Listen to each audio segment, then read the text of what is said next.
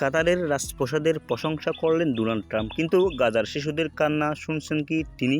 আর এখন মানবতা কোথায় গিয়ে দাঁড়ালো বিশ্বনেতাদের কাছে? একটা রাজপ্রাসাদ দেখে ট্রাম্পের চোখ ছানা বড়া হয়ে যায়, বলে ফেলেন নাইস হাউস, কিন্তু সেই মুহূর্তে গাজার কোনো এক মায়ের কোলে নিথর হয়ে পড়ে থাকে এক 6 বছরের শিশু। ট্রাম্পকে এই দুই দৃশ্য একসাথে দেখতে পাচ্ছেন আল ওয়াজাবা প্লেস, কাতারের আমির শেখ তামিমের ব্যক্তিগত রাজপ্রাসাদ। ভেতরে আছে স্বর্ণ মোড়ানো জাটবাতি, মার্বেলের রাজপথ, কাচের ছাদ আর এমন এক রাজসিকতা যা ইউরোপের রাজপরিবারগুলোতেও নেই।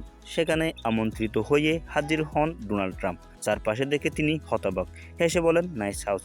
এই প্রশংসা কিন্তু বাড়ির জন্য নয়, এই প্রশংসা এই প্রাসাদের বিলাস, শক্তি আর গ্ল্যামারের জন্য। তখনই গাজার জাবলিয়ায় এক বিমান হামলা, একটি ভবন ধসে পড়ে ধ্বংসস্তূপের নিচে। চাপা পড়ে একই পরিবারে 11 জন। বাঁচার চেষ্টা করে এক শিশু, তার মুখে ধুলো, চোখে আতঙ্ক আর ঠোঁটে শুকিয়ে আসা রক্ত। তাকে যখন ধ্বংসস্তূপ থেকে বের করা হয় তখনও সে কাঁদছে, আম্মু তুমি কোথায়?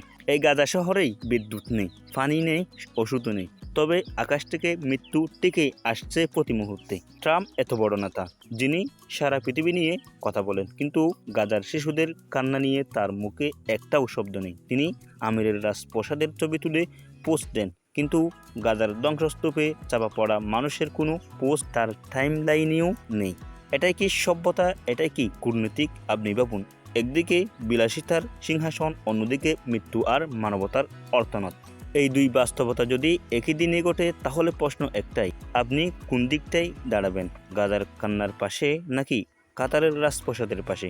ভিডিওটি দেখে কেমন লাগলো অবশ্যই মতামতগুলো কমেন্ট বক্সে জানাবেন, এবং যদি আমাদের চ্যানেলের প্রথম হয়ে থাকেন অবশ্যই আমাদের চ্যানেলটি সাবস্ক্রাইব করবেন, ফেসবুক পেজটি অবশ্যই ফলো করবেন, লাইক কমেন্ট শেয়ার করবেন। খুদা হাফেজ। আসসালামু আলাইকুম রহমতুল্লাহি ওয়া বারাকাতুহু।